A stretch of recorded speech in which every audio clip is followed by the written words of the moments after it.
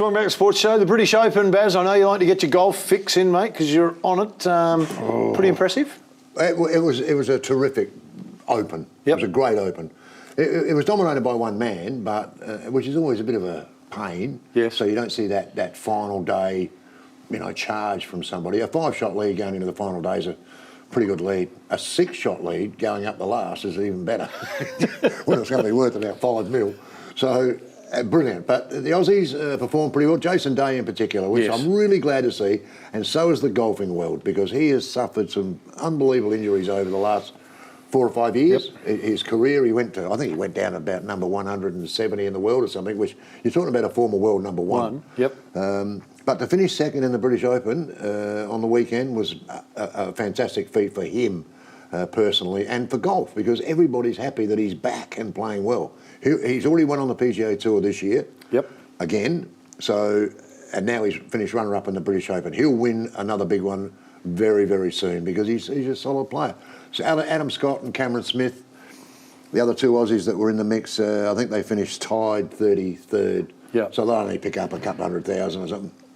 What's the damage? Was there any damage with Live Golf British Open? No. Did some people, or do you think everybody was? No, I think it was. I agree. You wouldn't even know it was there. 100%. That's my whole point. Yes. There's been this great rivalry going on, the build-up, Live versus this versus that. Yeah. And here's the British Open. I didn't hear it mentioned at all, other than the best golfers are playing. Yeah. British Open's and that's exactly great. what was happening. Yes. So that's right. And I think people are getting tired of the Live versus PGA Tour stuff, and because now they're looking at the best players in the world playing.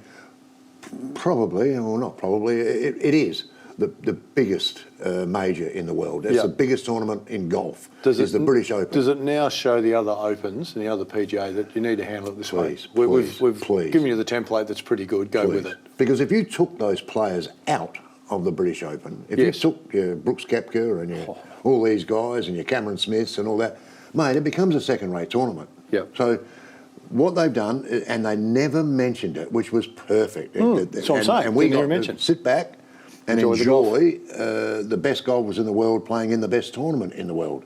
And it rained, just like the cricket. Who's the best golfer for you right now? Who's number one for you right now? If you had to say, who's my number one golfer right now, who is it?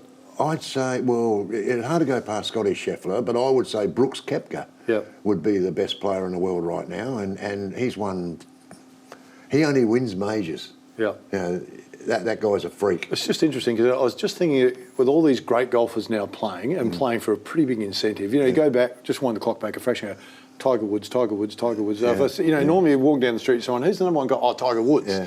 It's hard now to go, I reckon it's okay, yeah. Because you get 4 or 5 different There answers. It is, you'll get 4 or 5 different answers, which is great for the game, isn't it? Yeah, our bloke would be in it. You'd say Scotty Scheffler, John Rahm. John Rahm, the Spaniard, is way up there. He'd be way up there. So you say Scheffler, Rahm from Spain, Scheffler US, Brooks Koepka has got to be there because he's just such a powerhouse. Cameron Smith is way up there, and if you walk down the street like you just said and stop 5 golfers, you get 5 different answers. You get 5 different answers, which is great for the game. Which is fantastic. We haven't talked about the showdown. Of course, Collingwood was an absolute belter of the game.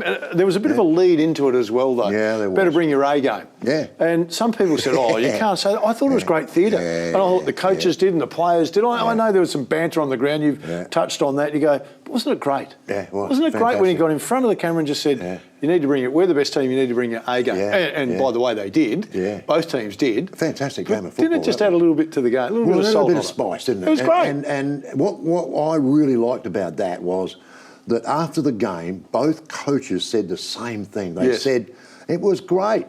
I mean, Kenny Hinkley had a little crack at Fly. Yeah. He had a little crack back about, you're going to tag Dacos, we'll go ahead and do it. Yeah. And then Kenny says, well, it's all right being number 1 in July. And, it was fantastic. It's good theatre. Great theatre. And then the players.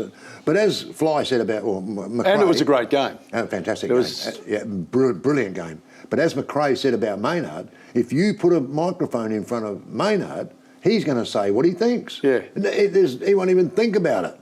So he said, Port, you better bring your A game. Yep. Well, there are one instance here where he got caught holding the ball.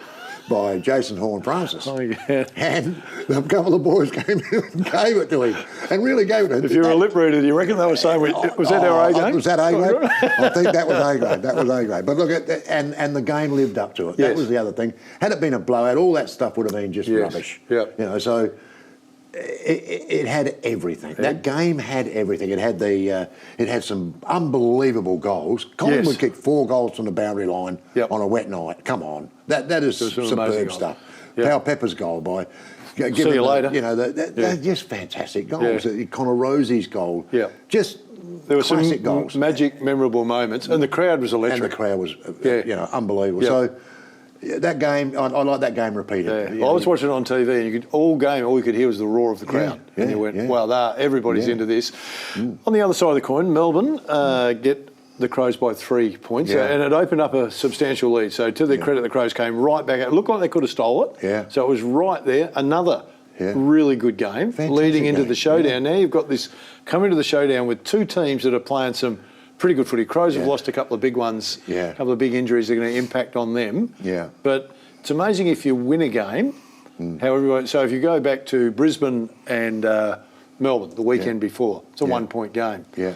Oh, Melbourne played great. Gee, Brisbane can't play on the MCG. Brisbane got a lot to work on. You go, really, 1 point? Yeah. So if they win by 1 point. That's and right. I'm saying the same thing here. That's true. I think sometimes we're so, and we all play to win. I'm not saying that that's not the objective, but sometimes it can be a great game of footy when you don't win. Yeah. And that was what Port and Collingwood put on the table. Yeah. And I think the Melbourne Crows game wasn't as good, but it wasn't that different. No. If you were a spectator there, either team, you're on your toes going, we can still win this. So I think the game has changed. And, you know, I talked to a couple of coaches last weekend, they're going, the game's different from where it was 10 years ago. So there were 4 games in the last 3 weeks that teams have been leading by 17 points at the end of three-quarter time and have lost. Yeah. And they're going, that would have never, it's terrible the way we're playing defence. It's not that the rule changes have done it. Because 10 years ago, you could put 10 players in the middle of the ground and defend it there. Yeah. Now there's only 6, and there's only 6, and there's only 6. Yeah. So the game's changed where it's really difficult now to stop a team that gets a run on. Yeah. And is it better that way, or is it better the way it was? No, I believe it's better now. I think for the fans, 100%. Yeah. No, I think it's better for the game. I think it's better, no problem at all. I have no issue. That means that your midfield, if a side is coming at you, your midfield's got to stand up and you know, start getting some clearances. Otherwise, that mob will run over you. It will happen because once you get a run on in the footy, you get the bounce of the ball, you get everything go your way. Everything just seems to go your way. And it's quick. And it's quick. The game is so quick, Phil. Wow. It is a quick game. That game, the Port Collingwood game, when players got the ball, there's just no time. No. There's no time. It's bang, bang, bang. You've got to get rid of it. Yeah. And you have to get rid of it skill-wise, you have to hit a target. Because if you don't hit a target, the other one's going to go bang. It's fearless footy. It's fearless footy. And it's great to watch. And Collingwood, let me just tell you about Collingwood first. You know, Collingwood, terrific. Good game, you beauty. They don't travel again. They do not travel away from Melbourne again for the rest of the year. It's not They fair. have 4 of their next 5. Fair. We know it's not fair. At the MCG. Yep. And then they travel once to Marvel. More beauty. That's next door. And then, of course, all your finals. 10 minutes in traffic. and then, of course, all your finals, where they played? MCG. Yeah. So they don't go away again. That's a massive advantage. It's a massive advantage. Yeah. And really, the AFL, they can't seriously be serious about that because it happens every year. A couple of years ago, It won't change. Richmond. Yep. They had 11 straight at the MCG, leading into finals. Yeah. This is leading into finals for Collingwood. So the team that is disadvantaged the most by this is West Coast and Fremantle, with the travel that they have to do. So, you know, the other teams have got to travel. They've got and whether that's what's going on, there's a whole lot of things that have caught up to West Coast at the moment, but that travelling for them, they've been amazing to be as good as they have for as long as they have with all the travel that they've done. Oh, mate, the swimming, mate, have you watched the swimming? Yeah, watched a bit of the swimming. swimming. Aussies, yeah, I like the Aussies. Brilliant. Well, we are, aren't we? Then China has certainly opened up the door and they've started flying in the water. Well, they can go in the water, then they can go straight out and go into that little room over there, give a little sample, come back out. If they're all good there, then they're swimming well. I see where you're going with this. I don't know if I want to go. Hey, quickly. You know, I did notice that, Phil, though. Yes. I did notice that in the heats and all this sort of thing, where the names come up as they touch the wall, and there it is, Australia, and there's someone else, and China. Oh, there they are again. There they are again. Hey, just quickly, Port or Crows? No, Port will win that. Port, I would think so too. I think it'll be a good game. I think Port will get him in the end. Hope you've enjoyed the show, everybody. We look forward to your company next week. Bye for now.